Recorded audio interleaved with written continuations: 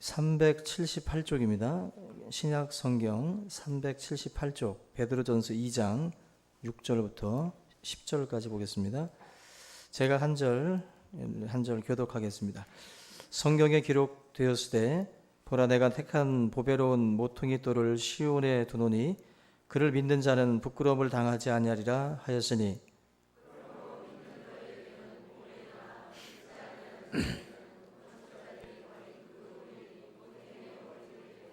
또한 부딪히는 돌과 걸려 넘어지게 하는 바위가 되었다 하였느니라.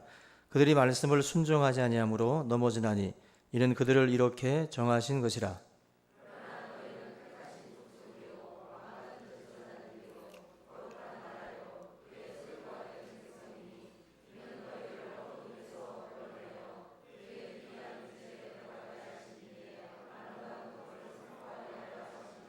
너희가 전에는 백성이 아니더니 이제는 하나님의 백성이요 전에는 국류를 얻지 못하였더니 이제는 국류를 얻은 자니라.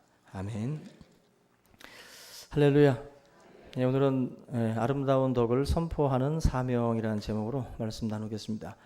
그 한 스님이, 오늘도 스님 얘기를 자주 하는데 한 스님이 길을 가다가 그 해가 저물어서 주막으로 들어갔습니다. 그날따라 주막 안에 사람이 많아가지고 낯선 나그네랑 같은 방을 이제 쓰게 됐어요. 근데 이 나그네가 걸작입니다. 이 나그네가 이 초저녁부터 이제 술을 마시기 시작을 해서 완전히 이제 이 방바닥에 대자로 누워서 이제 코를 골면서 잠을 자기 시작을 합니다.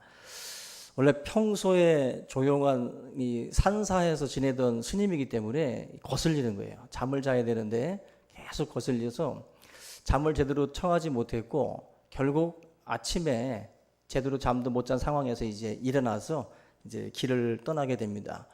근데 이렇게 쳐다보니까 자기 혼자만 코를 골면서 드렁드렁 골면서 자는 거예요. 하도 괘씸하니까 스님이 떠나기 전에 그 사람의 머리를 쫙 밀고 앞머리 빡빡을 깎아 놓은 다음에 그 다음에 이제 갈 길을 갔습니다. 이 술에 취했던 이 남자가 잠에서 일어나서 자기 머리를 보니까 뭔가 시원한 거예요.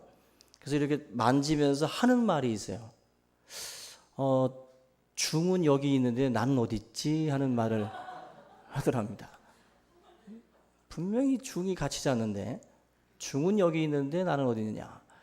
한마디로 우리가 그 자기 정체성을 잃어버린 그 사람들에 대해서 이제 풍자하는 이야기인데, 우리가 살면서 꼭 물어봐야 될 질문이 나는 누구인가, 그리고 나는 무엇을 위해서 살아야 되는가, 이 두 가지를 항상 질문을 하셔야 돼요. 나는 누구인가, 나는 무엇을 하면서 살아야 될 것인가. 이 사명에 대한, 정체성에 대한 문제, 사명에 대한 문제, 이 두 가지는 우리가 그 삶을 살면서 항상 자기 자신에게 물어봐야 될 부분들입니다. 사실 자기 정체성을 모르게 되면 방향을 잃어요. 어디로 가야 될지, 무엇을 하면서 살아야 될지를 종잡을 수가 없습니다. 그래서 가장 중요한 건 먼저 정체성이에요. 나는 누구인가? 나는 누구인가? 하나님께서 나를 어떤 존재로 만드셨는가에 대해서 저와 여러분들이 명확한 대답을 가지고 있어야 그래야 그때부터 사명이라고 하는 자리로 나아갈 수가 있습니다. 결국 정체성이 흔들리게 되면 삶 자체가 방향을 잃은 것이고, 그렇게 되면 그 사람의 인생 자체가 굉장히 혼탁해지고 또 삐딱한 그런 그 인생을 이제 갖게 되는데, 오늘 이 말씀에 보면은 두 가지를 분명하게 말씀을 해요. 우리의 정체성과 우리의 사명, 이 두 가지가 오늘 본문에 정확하게 나옵니다. 9절 말씀에 우리가 그 유명한 너희는 택한 족속이다, 왕같은 제사장들이다, 또 거룩한 나라요 그의 소유된 백성이다. 이게 지금 우리의 정체성이에요. 우리가 어떤 존재인가를 분명하게 말씀을 해주고 있습니다. 우리를 어두운 데서 불러내서 우리를 이런 귀한 그러한 그 존재로 하나님이 우리를 부르셨다. 믿습니까? 저와 여러분들이 이렇게 귀한 존재예요. 택하신 족속이다. 택하신 자예요. 택하신 자. 내가 그 많은 사람들 가운데에서 택함을 받았다. 예수 그리스도가 나의 구주라고 믿어지십니까? 택한 자입니다. 택한 백성은 예수 그리스도의 그 메시아에 대한 그 부분을 믿어줘요. 그러니까 하나님의 선물이라고 그러잖아요. 믿음이라는 게. 그게 주어진 존재예요. 이 에베소서에서 택하신 족속이고 왕 같은 제사장이고 거룩한 나라고 그의 소유된 백성이다. 우리가 결국 이렇게 귀한 존재로 하나님 우리를 이렇게 불러내셨어요. 불러내셨는데 그러면 그 다음에 두 번째 질문, 바로 사명에 대한 부분인데, 우리를 이렇게 불러내신 하나님께서 우리에게 주시는 사명은 뭐냐? 무엇을 하면서 살아야 된다고 하나님이 말씀을 하고 있느냐? 오늘 이 본문 말씀에 그대로 다시 한번 이야기를 합니다. 바로 아름다운 덕을 선포하게 하려 하십니다. 바로 이 9절 말씀 마지막 부분에 나와 있는 이 내용이 사실은 우리들의 사명이에요. 하나님이 우리를 불러내신 목적이에요. 믿습니까? 결국 이게 지금 우리들에게 확실하게 전달이 돼야 돼요. 그러니까 하나님이 왜 나를 부르셨지? 왜 나를 택했지? 궁금하잖아요. 궁금하세요?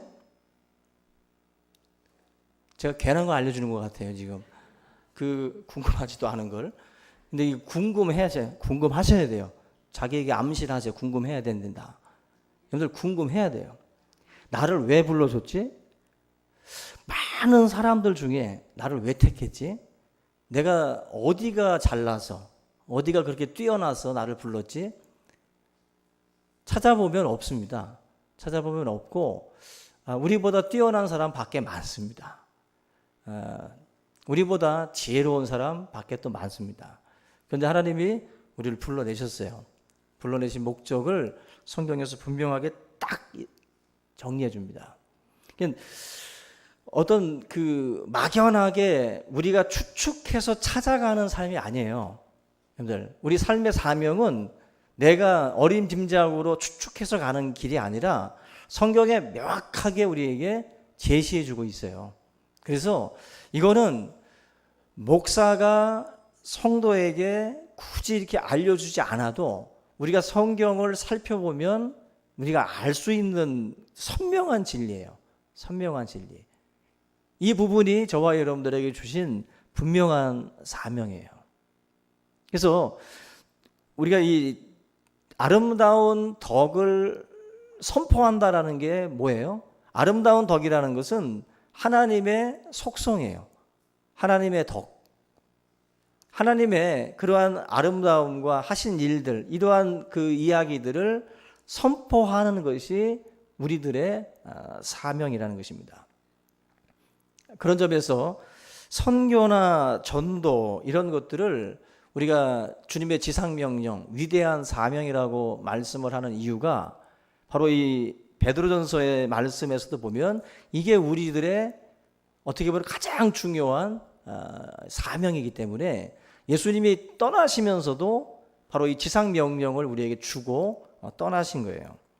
전도라는 것 자체가 어떤 전도자라고 하는 이름의 사도 바울처럼 자비량 선교를 하고 또 선교사로서 파송을 받은 사람들만 하는 이 사명이 아니라 불러냄을 받은 사람들, 어두운 데서 불러냄을 받은 사람 모두에게 주신 사명이에요. 믿으시길 바랍니다. 여러분들이 그 사명을 만약에 하나님이 우리에게 주셨는데, 그 미션을 줬는데 그걸 내가 잊어버리고 살아가고 있었다라고 하는 것 자체는 하나님 앞에 갔을 때 상급도 없고 결국 우리에게 커다란 책망밖에 남을 일이 없어요. 구원은 받을 겁니다. 예수 믿었으니까. 그런데 전도의 사명을 우리가 이 사명에서 우리가 떠나 있으면 그것은 우리가 믿는 자로서의 역할을 충분히 다하지 못한 거예요. 충분히.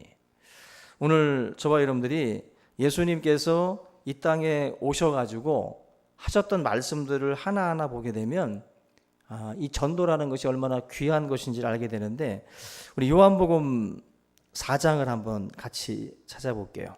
요한복음 4장 34절. 먼저 찾으신 분이 좀 크게 한번 읽어보시기 바랍니다. 요한복음 4장.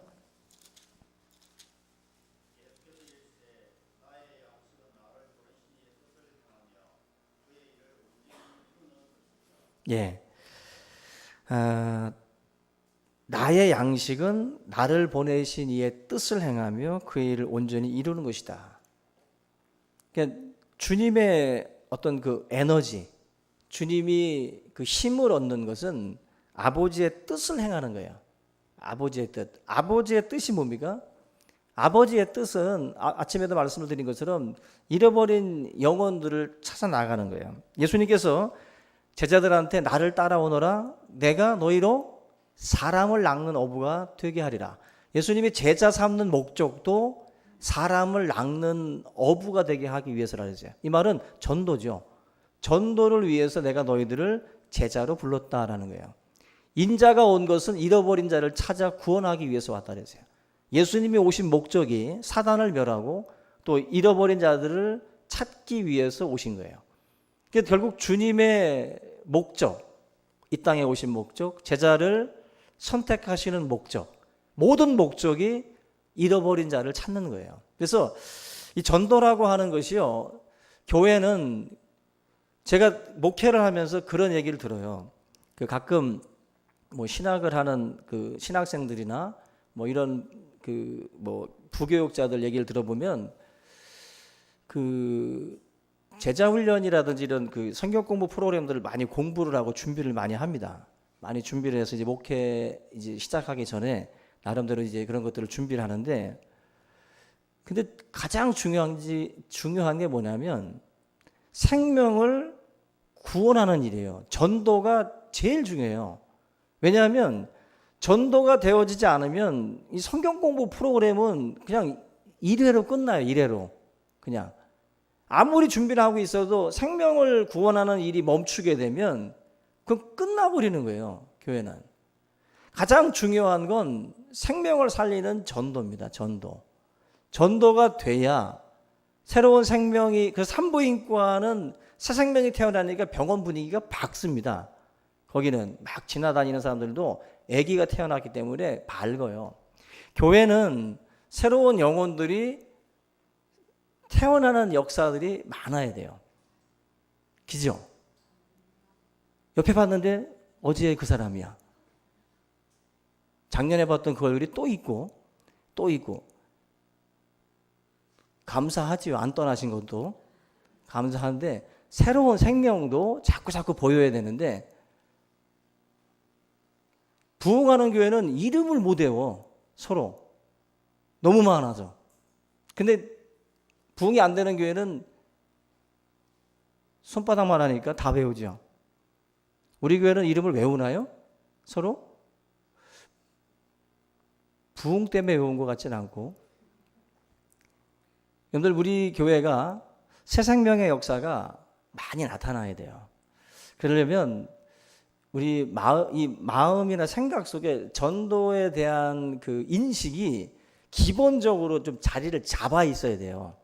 이게 멀리 던져놓고 살 때가 많습니다. 우리가 사실 이번에 여러분 정신 번쩍 나신 분도 계시지만 지금 이제 좀 전도 좀 해야 되겠구나라고 좀 생각이 되시는 분들이 있을 거예요. 이분들은 그동안에 이게 던져놓고 사신 분들이에요.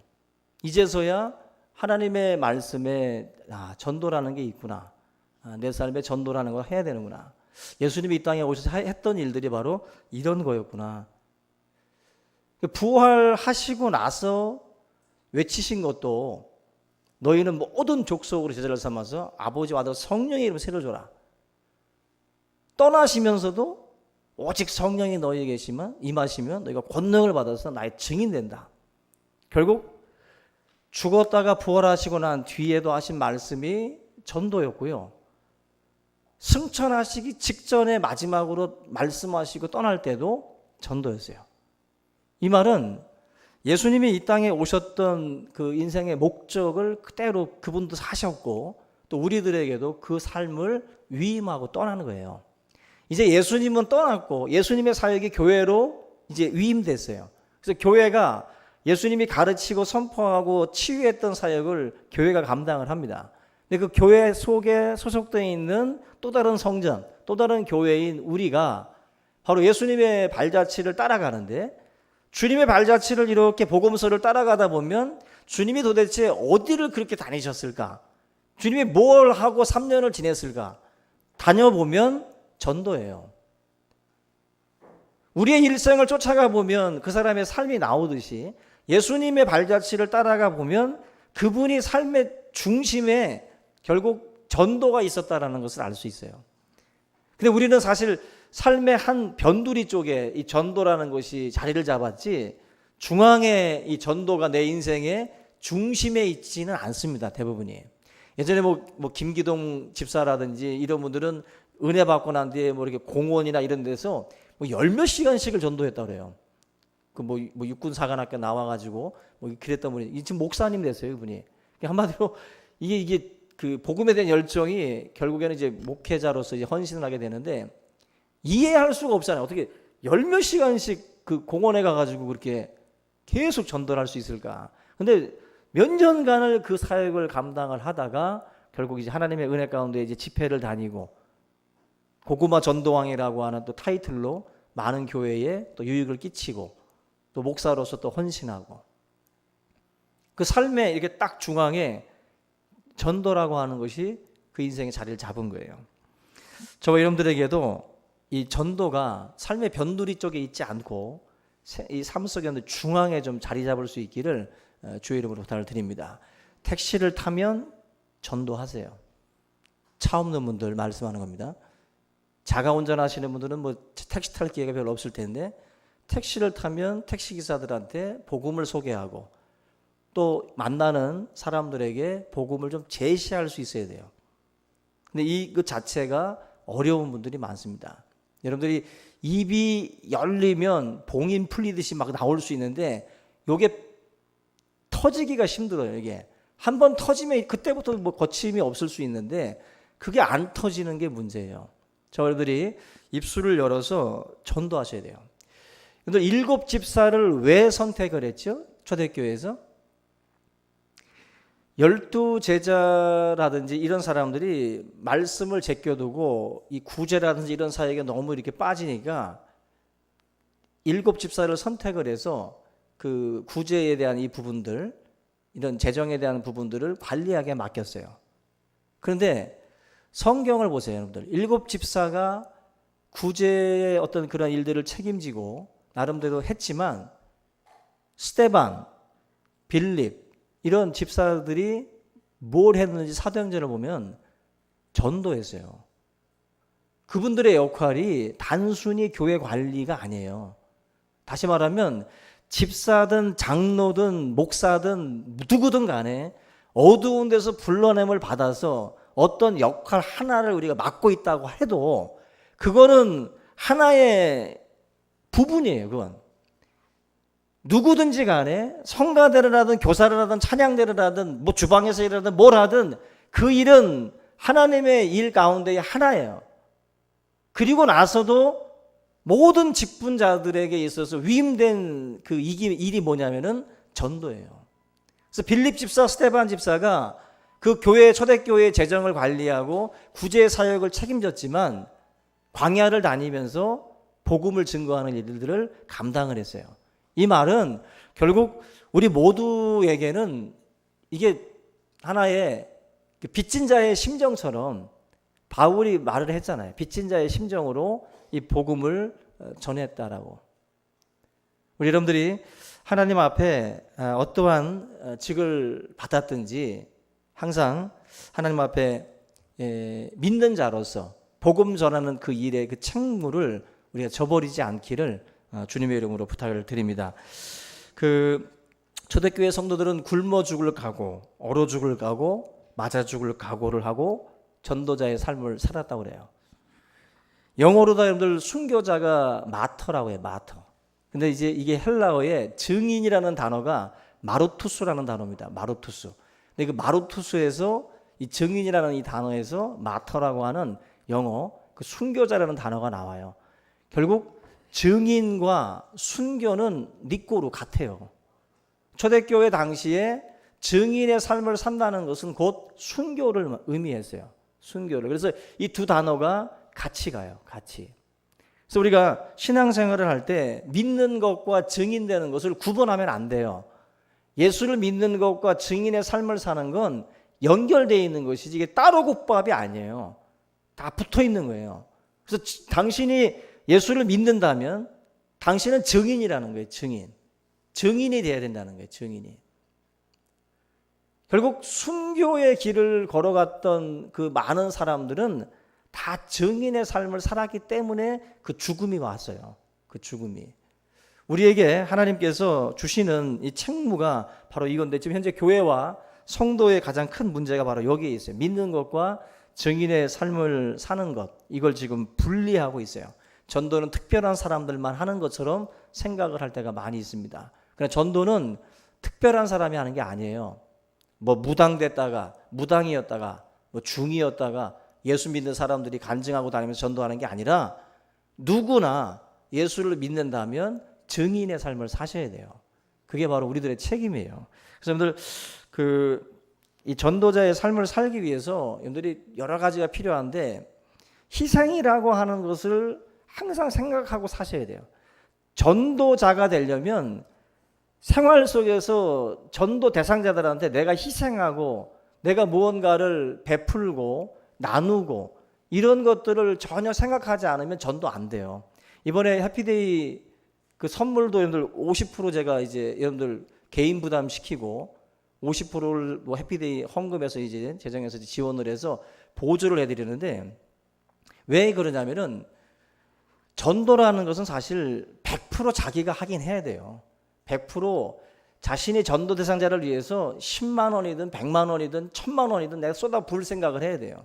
온 천하를 다 희생해서라도 한 생명을 구원하기를 원하시는 주님의 마음을 알아야 돼요. 그런데 전도하겠다고 하면서 전혀 그 전도 대상자한테 밥 한 번 안 사고 뭐 전혀 어떤 뭐 자기의 희생이나 시간도 드릴 생각 안 하고 물질을 드릴 생각도 안 하고 아무것도 안 하면서 전도 얘기만, 예수의 복음만 이야기하면은 그게 들어갈 수가 없어요. 뭔가 내 삶에 희생의 피를 흘리면서 그들에게 이 복음을 소개해야 되는데 전혀 이런 삶들이 따라오지 않을 때가 많습니다. 여러분들, 중요한 것은 결국 이러한 그 희생이 있어야 전도의 열매가 맺어요. 한 알의 밀알이 죽어야 열매를 맺어요. 내가 죽지 않으면 열매 맺지 못해요. 결국 복음이라고 하는 것은 죽음을 통해서, 희생을 통해서 얻어지는 그런 열매들이 있습니다. 아무쪼록 이 해피데이 기간에 저와 여러분들이 이런 어떤 그 전도 대상자들에 대해서 마음을 가지고 그 사람들을 자주 찾아가셔야 되고요. 자주 만나서 또 희생하고 섬기면서 이 복음을 제시하시기를 주의 이름으로 부탁을 드립니다. 결국 우리 전도자들은, 우리 예수 믿는 사람들은 전도할 때 능력이 나타나요. 선수가, 한국에 있는 선수가 뭐 프리미어 리그 좋은 그런 축구단에 들어갔어요. 들어갔는데 벤치만 지키고 있어. 그럼 어떻게 돼요? 그 선수는 도태되고요. 끝나버려요. 선수는 필드 위에서 뛰어야 능력이 발휘되고 더 발전합니다. 그리스도인이 하나님의 능력으로 충만하려면 자꾸 현장으로 가셔야 돼요. 그걸 여러분들 직접 부딪혀보면 그 제 말을 알게 돼요. 전도할 때랑 전도하지 않을 때랑 엄청난 차이가 있어요. 왜냐하면 내가 말씀에 대해서 공부해야 되겠다라는 생각도 전도를 해야 알게 돼요. 왜냐하면 전도 대상자들이 질문을 하거든. 그러면은 뻥 쪄가지고 그런 생각을 해? 헷갈리죠? 그리고 여러 가지 질문들이 막 쏟아져 나와요. 그럴 때 내가 어떻게 말을 하고 어떻게 복음을 제시할지 까마득하거든요. 현장에서 부딪혀 봐야 여러분들의 그 능력이 더 강해지고 발휘될 수 있어요. 여러분들, 그냥 우물 안에 개구리식으로 우리들끼리 있을 때는 우리가 지금 얼마나 약한지 모릅니다. 근데 현장에 가서 불신자들하고 대화 나눠보고 부딪혀 보면, 야, 이게 만만치 않구나. 이게 이렇게 쉽게 전도될 게 아니다라는 걸 알잖아요. 부딪혀 보면 압니다. 여러분들이 아무쪼록 하나님의 말씀에 그 준해서 우리의 사명이 결국 이 한 영혼을 향해서 나아가는 전도에 있다라는 것을 꼭 깨닫고, 뭐 해피데이 기간뿐만 아니라 아직 365일 여러분들이 이 전도의 눈을 뜨고 복음 전하는 자로 설 수 있기를 주님의 이름으로 축원합니다. 우리 이 시간 우리 서로 이 기도를 좀 했으면 좋겠어요. 오늘 아침에 제가 말씀을 드린 것처럼 성령 받아야 되거든요. 성령 받아야 우리가 그 강력한 증인이 돼요. 우리 옆에 계신 분들하고 한번 우리 짝짝이 손을 잡고, 성령이 두세 사람으로 내 이름으로 모인 그곳에 내가 너희를 함께 하겠다고 말씀을 했어요. 간절한 마음으로 서로를 위해서 기도하셔서 성령 충만함이 오늘 이 시간을 통해서 우리에게 임해서 주중에 정말 내 입에서 복음이 막 터져 나올 수 있는 역사들이 나타날 수 있기를 바랍니다. 이 시간 우리 둘씩 한번 짝을 만들어서 함께 기도하겠습니다. 오늘도 사람이 많으니까 서로 한번 짝을 이루세요. 홀수끼리 앉아 계시면 짝수로 가시고, 두 명씩 짝을 한번 만들어 보세요. 한 3분 정도 같이들 이야기 나누시고 기도 제목 나누시고 서로의 성령 충만함을 위해서 함께 기도합니다.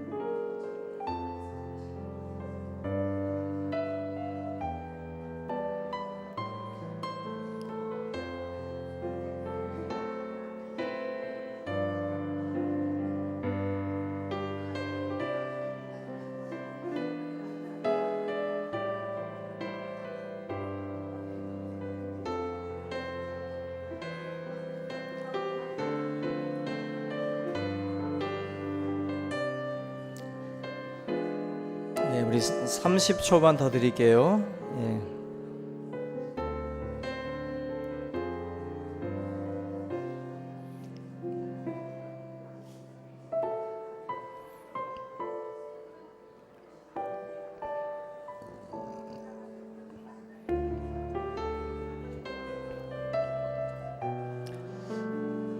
자, 여기 보세요. 이제 우리 다들 기도 제목들을 나누셨죠? 자, 이제 한번 마음을 같이 하고 뜻을 같이 해서 기도할 때 성령의 역사가 함께 하거든요. 이 시간 우리 한번 주여 한번 크게 같은 마음으로 외치고 서로를 위해서 간절한 마음으로 기도하는 시간 갖겠습니다. 같이 한번 통성으로 기도하겠습니다. 주여! 할렐루야. 하나님 아버지 감사합니다. 오늘 이 시간 우리가 하나님 앞에 같은 마음 같은 뜻을 가지고 기도하게 하시니 감사를 드립니다. 주의 성령께서 하나님 아버지 마가의 다락방에 임하셔서 우리 한 심령에 아버지 마음을 만져주시고 그들에게 돌박 같은 아버지 그 굳었던 마음들을 부드럽게 하셔서 우리를 아버지 하나님의 믿음의 사람으로 성령의 사람으로 말씀의 사람으로 인도하여 주셨던 아버지 하나님, 우리가 진정 인자에 온 것처럼 아버지 잃어버린 자를 찾아 구원하기 위해서 오셨듯이 우리의 삶에도 하나님의 놀라운 역사가 함께 따라올 수 있도록 주여 인도해 주시옵소서.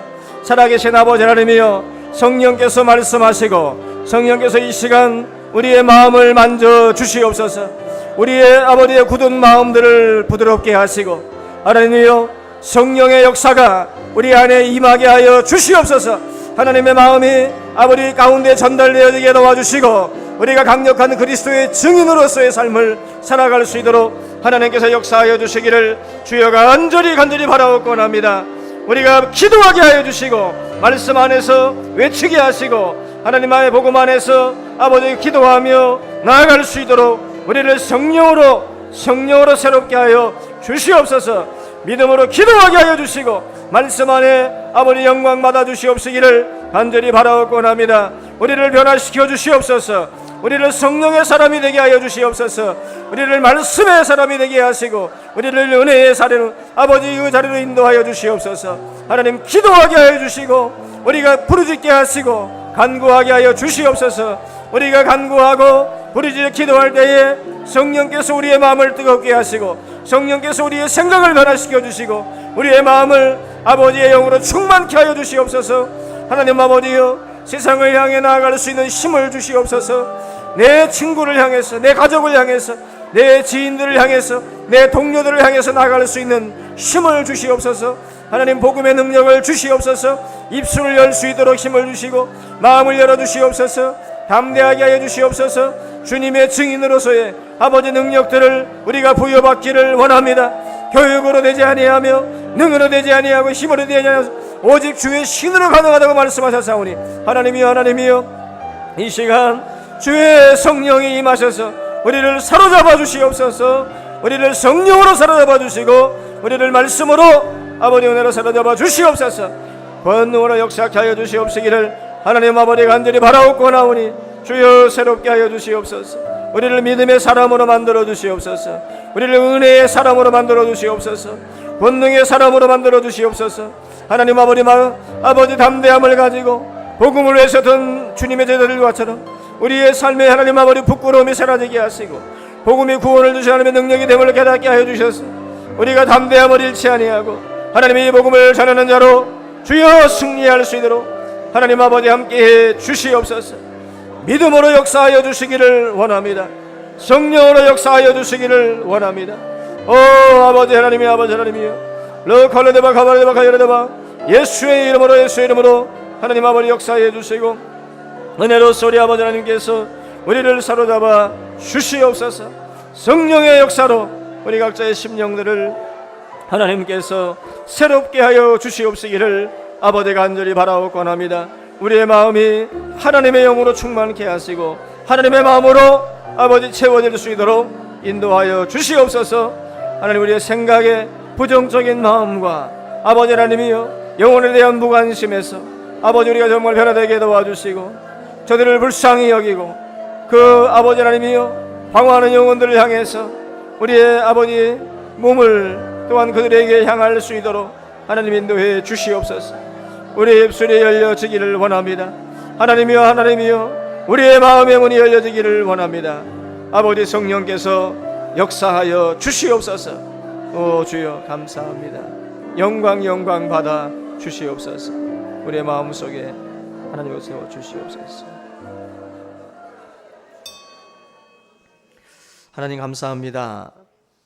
참으로 복음의 책무가 우리에게 있음을 깨닫게 하시고 하나님 만나는 사람들 우리가 담대함으로 이 복음을 전할 수 있도록 인도해 주시옵소서. 구원을 주시는 하나님의 능력이 이 복음 안에 있음을 믿습니다. 구원의 확신과 이 하나님 믿음의 확신을 가지고 우리가 담대하게 서게 하여 주시옵소서.